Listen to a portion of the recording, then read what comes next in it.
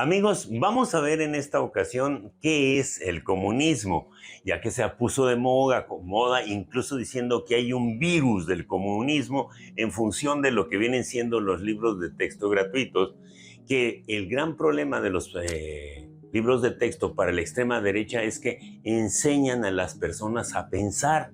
Y pensar está prohibido. Y si recordamos un poquito esto, podemos decir que todo esto parte del oscurantismo. ¿Por qué se llamó a la época feudalista el oscurantismo? Porque era la iglesia, particularmente la iglesia católica, la que se apropiaba de todas las tierras, de todos los terrenos habidos y por haber, y que compartía con algo que ellos mismos crearon, que fue la realeza, es decir, los seres que llegaron, que se supone por sus características, tenían todo el poder del mundo económicamente hablando, y hasta les inventaron ciertos cargos para que parecieran reales, ¿no? Es decir, que venían de la divinidad prácticamente, ¿no? Entonces ser de la realeza era estar escogidos de entre todos los humanos por Dios para que nos gobernaran a los demás, y eran los que eran dueños de las grandes tierras, o de la propia iglesia, que eran las grandes tierras, quien repartía estos títulos nobiliarios.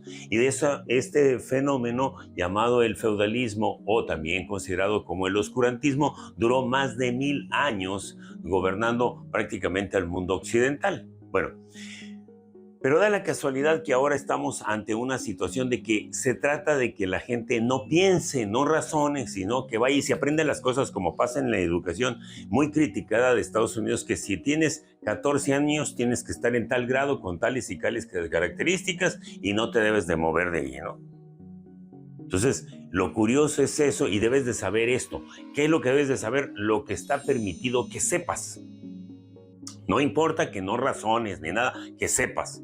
Incluso se vinieron procesos de enseñanza en los últimos años que nos hablan precisamente de la importancia de cómo con tanta tecnología vas a enseñar a los educandos. Cada vez es más complicado y más difícil, y todo el mundo quiere que acudamos a esto que estoy haciendo en este momento, a la escuela tradicionalista, que sea el profe el que sabe y el que maneja nada más los conocimientos para que los alumnos no vayan más allá, ¿no? Y ser un detenedor de cosas. Y lo hemos comentado hasta el cansancio, que lo que se aplicaba a los docentes en estos tiempos era algo muy importante, la burocracia. Entonces, les decía a su servidor, siempre lo hemos dicho en nuestros programas, lo siguiente: lo más importante es hacer formas, formitas y formoles. Eso de formoles es porque cuando ya estás muerto te ponen ahí y te guardan ahí como en conserva, ¿no? O sea, es un pickle. Sí, a las personas las ponen ahí como hacen con los pepinillos, ¿no? Los ponen en vinagre para que se conserven. En este caso te ponen el formol para que te conserves así tal cual estás. Entonces por eso hablamos de formas, formitas y formoles, ¿no? Ese es el meollo. Entonces el profe se la pasaba, ya no le decían profe para que no se agüitara, le decían maestro, ¿no? Para que no se agüitara, y lo único que tenía que hacer es un montón de formas. Y dices, ¿a qué hora se va a preparar el docente? Nunca lo preparaban para hacer formitas y formotas. Y es decir, llevársela llenando ese tipo de cosas, y dices, ¿a qué horas va a dar clases? Y cada día el nivel educativo va más para abajo, ¿no? Pero lo más importante es que llega un proceso en donde estableces lo que debes de establecer para que la gente prenda, conozca, se supere, ¿no? Y momento, prohibido pensar, ¿no? Y sobre todo, no me toques mis intereses, y empieza una serie de ardides y de componendas comploteras, particularmente saboteadoras de todo lo que se hace para que la gente no aprenda a pensar. Y ahora resulta que nos hablan del virus, ¿no? El virus del comunismo, llega a decir un importante televisor, damas y caballeros, una de las personas que ha traído el virus de la ignorancia, de la sinrazón, de las tonterías. Es decir, los que han traído ese fenómeno muy importante que es la ignorancia, con conductores que son burros, pero sí muy guapos, ¿no? Que son burros, pero no son indios, son así blanquitos de ojo de color. Entre más europeizado estés, más importante eres para la televisión mexicana, llena de indios patarrajada, ¿no? Esa es la triste realidad, eso es lo que nos han vendido y nos han vendido una historia de cuentos. Sí, hay que hablar de las grandes culturas, pero que las culturas estén allá, ¿para qué les llevas educación si así quieren estar ellos, no? ¿No? Y luego y dicen ese tipo de cosas y luego se arrepienten, pero entre comillas, ¿no? Pero resulta que ahora con lo del comunismo se pregunta usted, ¿qué diablos es el comunismo? Vamos a tratar de darle una idea así rapidísima de qué es el comunismo. Bueno, pues el comunismo es un sistema de gobierno utópico aún, dadas las características que corresponde. Es cómo vamos a llegar al comunismo, porque se supone, de acuerdo a la visión de Marx y Engels, ¿no? De acuerdo al materialismo histórico, el materialismo dialéctico y todo eso, que es interesantísimo por el lado que se vea, llegaríamos a un modo de producción superior en el que la humanidad sería precisamente la esencia misma de la humanidad, o sea, vivir una sociedad cuasi perfecta para poder desarrollar el genio del ser humano a toda su plenitud y capacidad sin necesidad de que unos dominen a otros. Ese sería el comunismo en pocas palabras, ¿no? Es un estado utópico hasta ahorita. ¿Por qué? Porque los intentos que se han hecho respecto a esta situación han ido de forma lenta porque responde a una evolución. Y se los voy a decir de una manera rapidísima porque hace poco lo hice en un noticiario y déjeme decirle de esta manera. Se supone que el hombre era nómada, y no nos vamos a quedar ahí más que en nómada. Hay una serie de formatos que hablan de las nómadas, lo que viene siendo la familia, por ejemplo, que es la primera comunidad nómada del ser humano, y aparecen algunas familias como la familia sindiásmica, Punalúa, etcétera, etcétera, etcétera, un montón de cosas, y luego aparecen las hordas, y aparecen los gens, y aparecen los clanes, y aparecen las tribus. Entonces ya llegamos a una sociedad cuasi perfecta que es la tribu. La característica de la tribu es que andaba en una zona o territorio que se supondría en muchos de los casos era suya o era compartida con otras tribus, vamos a decirlo así, en territorios que se movían a través de un periodo anual particularmente, que iban en busca de el bienestar en función de la situación de acuerdo a la naturaleza, ¿no? Estaba haciendo calor en un lado, se iban hacia el norte, estaba haciendo frío hacia el norte, se iban hacia el sur, etcétera. Situaciones de esas características, a eso es a lo que me refiero. Pero todos juntos andaban de un lado para otro, más o menos en la etapa en la que estaba Aridoamérica, que es, si entendemos una línea de Mazatlán a Matamoros para hacia el lado norte de América, del norte, entonces estamos hablando de Aridoamérica, que es donde estaban los indígenas que vivían en tribus en aquel entonces, ¿no? Por eso se ha extendido mucho el decir tribus a los mayos. Los mayos no eran tribus, ¿no? Por supuesto que no. Eran de los apaches para arriba, pues, aunque no se quiera hablar mucho de los apaches, ¿no? Que es una de las familias, vamos a decir, humanas más importantes y que nadie quiere hablar de ellos precisamente porque tenían una dignidad que nadie tiene en los últimos tiempos, pero mejor hablamos de eso después. Lo cierto y lo real que cuando la tribu esa ya no se va, ahora sí que valga la expresión, en manada por ante todo ese territorio, sino que va dejando grupitos que se quedan en ese lugar por convenir a sus intereses, pero que le conviene a todo el grupo, ¿no? Porque aquí van a sembrar esto, porque acá se dan aquellos, porque aquí hay casa, porque aquí hay minería, porque aquí hay lo que ustedes quieran, aquí hay pesca, etcétera, etcétera. Entonces se van quedando y así se conforman los pueblos. Entonces la tribu, en este caso la tribu, pasa a una situación muy importante, ¿no? Pasa a ser residente de un lugar, es decir, se llama sedentaria.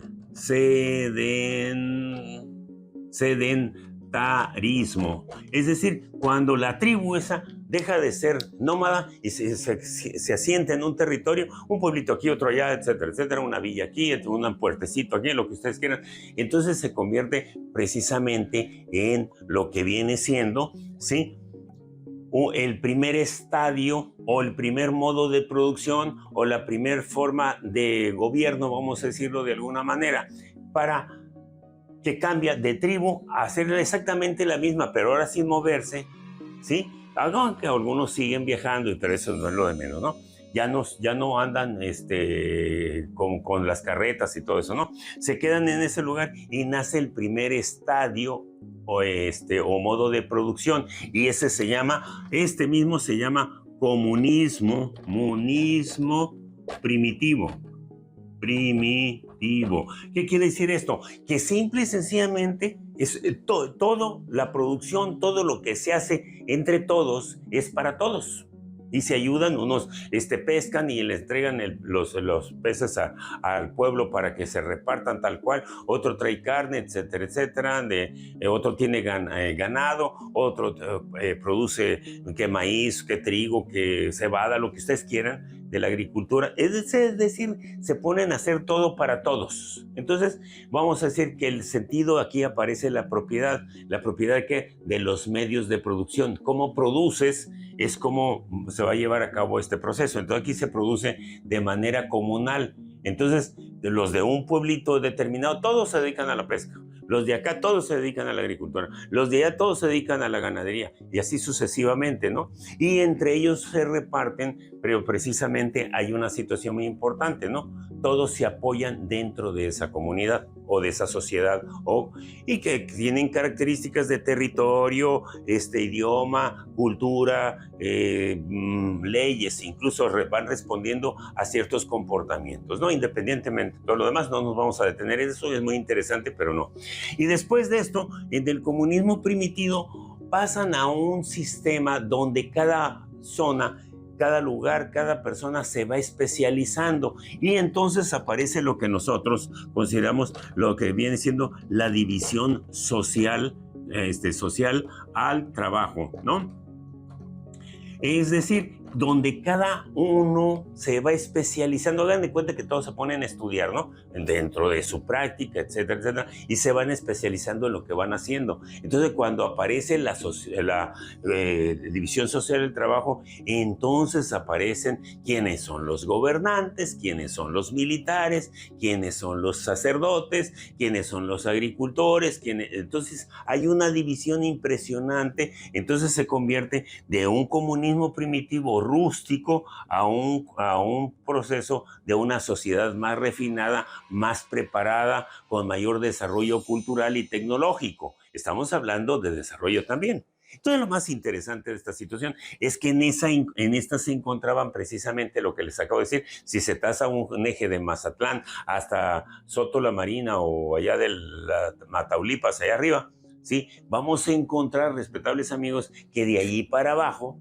¿sí? Encontramos culturas que se desarrollaron, que florecieron enormemente, que eran distintas a los, entre comillas, ¿no? Con todo respeto, bárbaros del norte, como se llamaban en aquel entonces, ¿no? Ojo.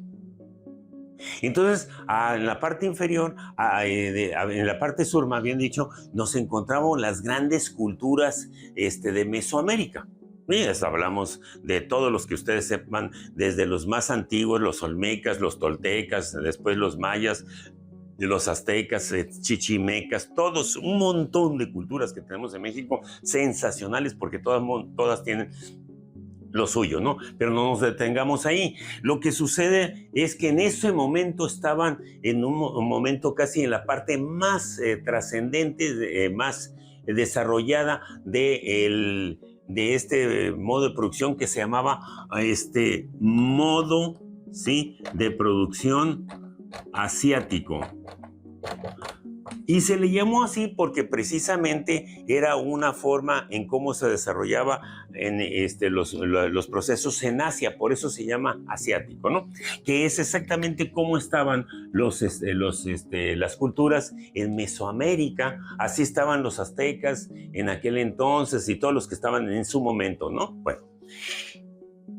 Pero de este modo de producción sucede esto, empiezan a enfrentarse, como el caso de que aquí en México ya los aztecas se habían apropiado de una enorme zona y tenían problemas con los tlaxcaltecas y con algunos otros, para no entrar aquí en más nombres, ¿no?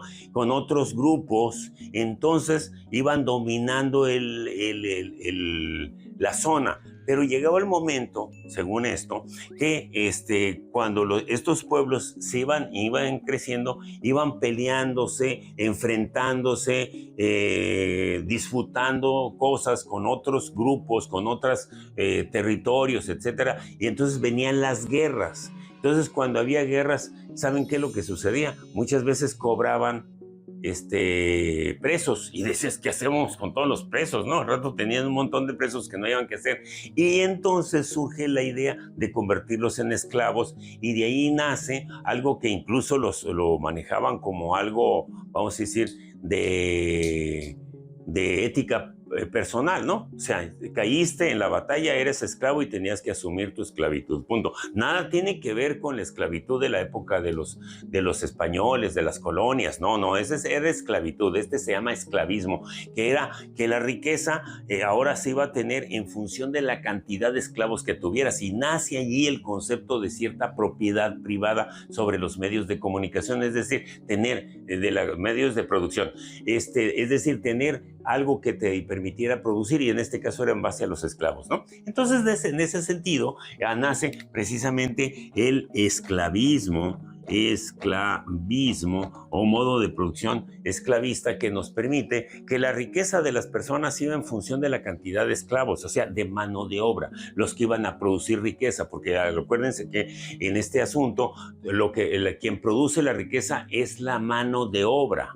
Es decir, el ser humano es el único que puede producir riqueza. No hay nada más que lo produzca, ¿no? Bueno, aún así, sea para recolectar lo que la propia naturaleza nos da, se requiere de mano de obra, ¿no?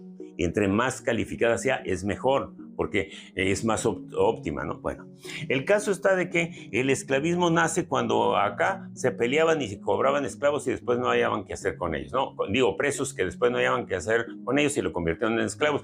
Esta es la época donde estaban los filósofos de la Grecia antigua.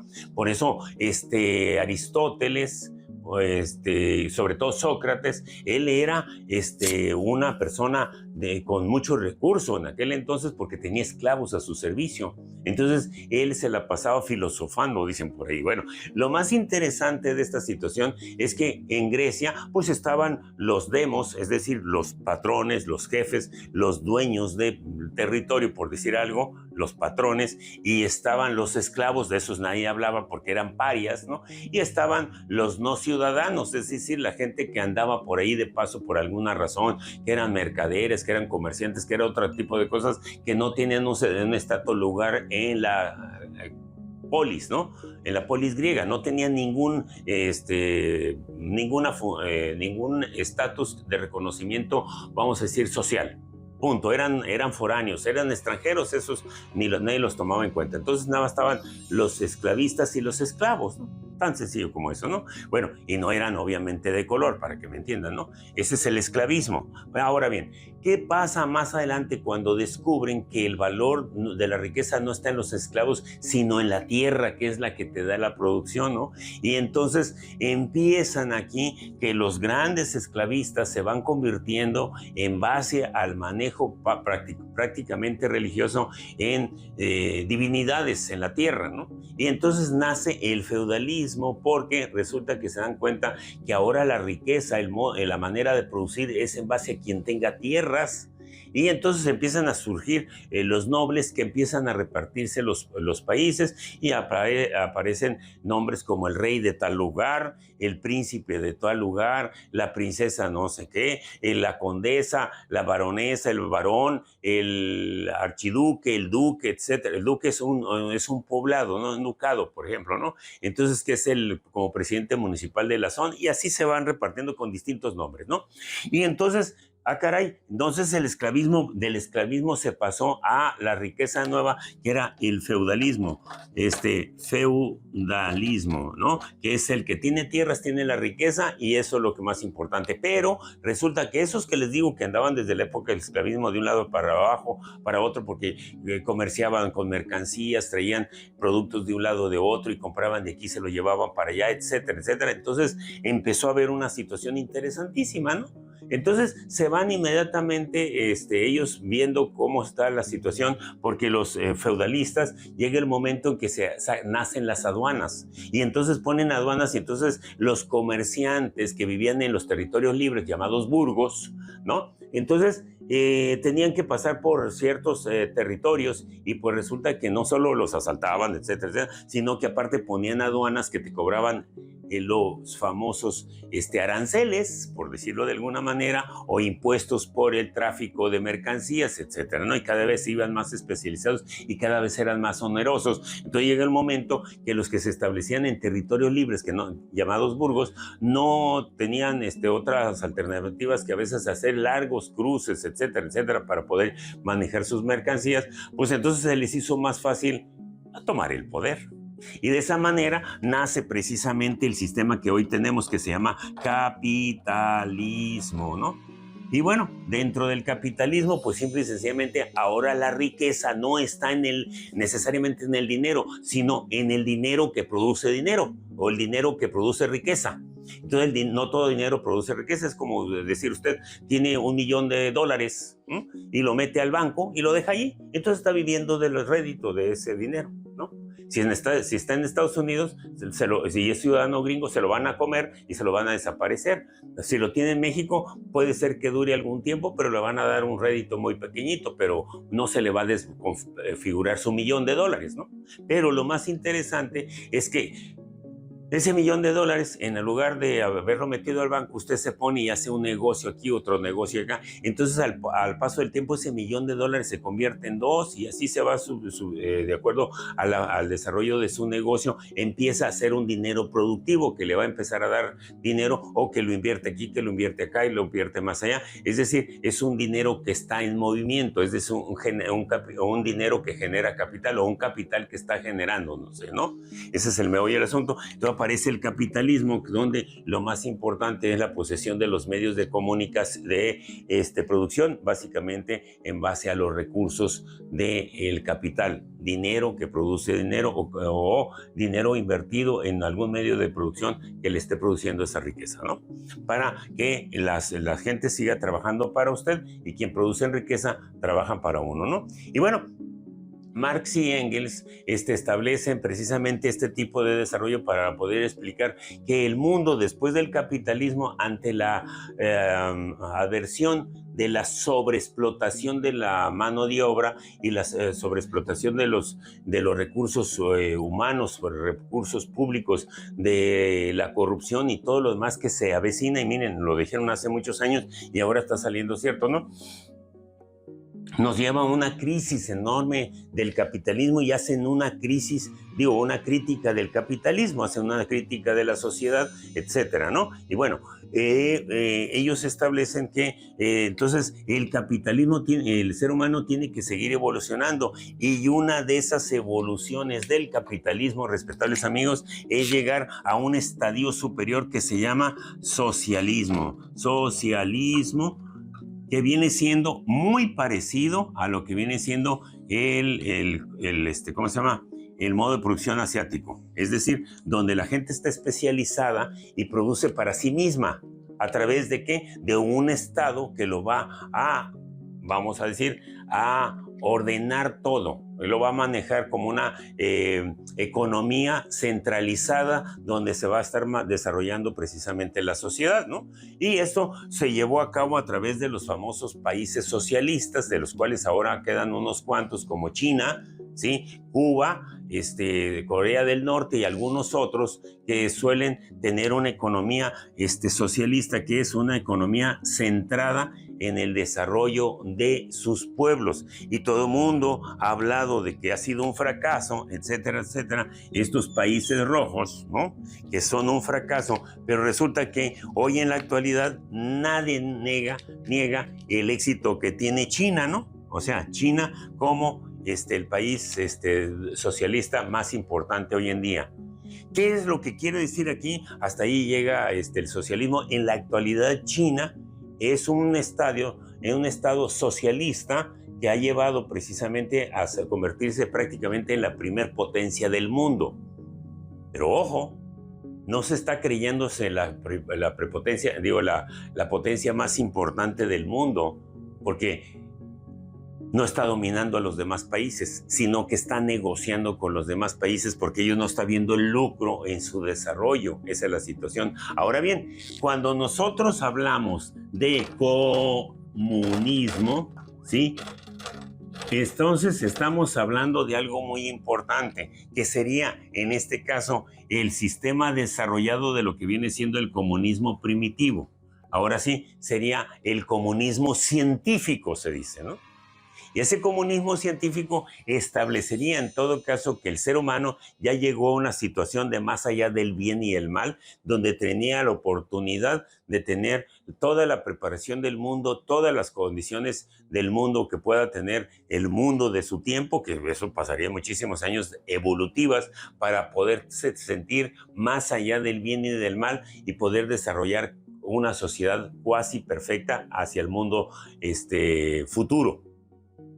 No nos tocaría hoy en día, y menos con la mentalidad rústica que nos caracteriza, como para decir que en la actualidad sufrimos un virus, el virus del comunismo. Entonces, si ustedes quieren saber exactamente qué es el comunismo, pues es un sistema, como se les dije al principio, es un sistema utópico de sociedad que establecería que llegaría el momento en que la gente no se preocuparía por cuestiones nimias, esa de decir, ¿con qué voy a comer el día de hoy? No, levantarse y qué voy a producir para el mundo, para mi sociedad, para mi país, o para la humanidad, o para lo que tú quieras. Salir a producir con el gusto de siempre, no te preocuparte por nada que fuera terreno, sino por elevarte prácticamente hacia la divinidad. Por eso les digo que es un estadio o modo de producción utópico que permitiría pasar del socialismo científico, por decirle algo, ¿sí?, al comunismo científico. Entonces sería, o del socialismo científico a un comunismo, ¿no? Vamos a decir, sublime, en este caso, de un estadio donde las sociedades serían ahora sí que elevadas a su máxima potencia y a su esencia misma, de no estar preocupándose por cosas nimias, sino preocuparse porque el mundo sea mucho más importante para vivir y desarrollar plenamente al ser humano, ¿no? Que es exactamente lo mismo, en pocas palabras, ofrecen las iglesias, en especial la católica, que dice que te vas a ir al cielo, pero el cielo no es allá entre las nubes, el cielo es aquí y ahora. Ese sería el comunismo, damas y caballeros. ¿Cómo la ve? ¿Eso lo traen los libros de texto que dicen los de la derecha? No, lo único que traen los libros de texto es precisamente esto, que la gente razone, entienda y lo desarrolle en beneficio de todos. Gracias.